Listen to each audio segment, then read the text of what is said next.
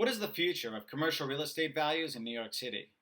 With more and more people working from home, which most of us thought would be brief, people are wondering if office space in New York City will lose its value. I'm Tom O'Byrne, real estate agent with Douglas Elliman Real Estate, the number one brokerage in New York.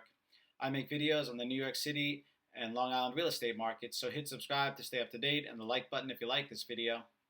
Before the crisis, three of New York City's largest commercial tenants, Barclays, JP Morgan Chase, and Morgan Stanley, had tens of thousands of workers in towers across Manhattan.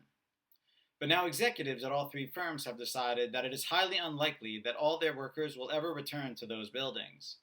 And this was published in a May 12th article from the New York Times.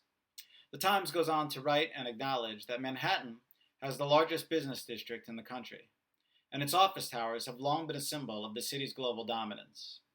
With hundreds of thousands of office workers, the commercial tenants have given rise to a vast ecosystem, from public transit to restaurants to shops. They have also funneled huge amounts of taxes into state and city coffers. I think now with the shutdown, I think we really do realize just how dependent all of these interworking economies are upon one another.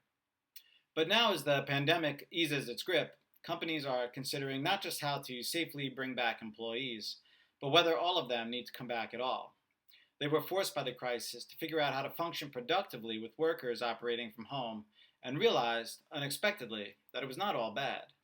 And if that's the case, they are now wondering whether it's worth continuing to spend as much money on Manhattan's high commercial rents. They are also mindful that public health considerations might make the packed workplaces of the past less viable. But that being said, Tik Tok just became the first six-digit office lease signed in Manhattan since the start of the pandemic. Tik Tok signals to the world that Manhattan is still a place business will flow as people wonder what will happen to commercial real estate in New York City. Tik Tok is going to be coming to Times Square. The parent company of the video sharing app has inked a lease with the Durst organization for 232,000 square feet at 151, formerly known as 4 Times Square. It is the first six-digit office lease in Manhattan since the onset of the pandemic. Lenders still need to sign off on the deal to complete it, which should happen in a few weeks, but when they do, the company will take 7 floors at the 48-story building, 5 at the top and 2 at the base, leaving the property with about 326,000 vacant square feet at the time of this recording. The asking rents were unavailable, although law firm Skadden Arps, which previously leased the top 5 floors, paid between $105 to $135 per square foot, and that was according to an article in The Real Deal. Tik Tok, whose parent company is Chinese internet firm ByteDance, has about 400 employees in the U.S. Most are based in Culver City, California. Its massive Manhattan office lease comes in the wake of tech giants, including Facebook and Twitter, announcing that at least some of their employees can continue working from home indefinitely. The deal could ease concerns that tech companies will not lose nearly as much office space as they did before the pandemic. But people are still wondering, is it really necessary? This is a question asked by Diane Ramirez, the chief executive of Halstead, which has more than 1,000 agents in New York.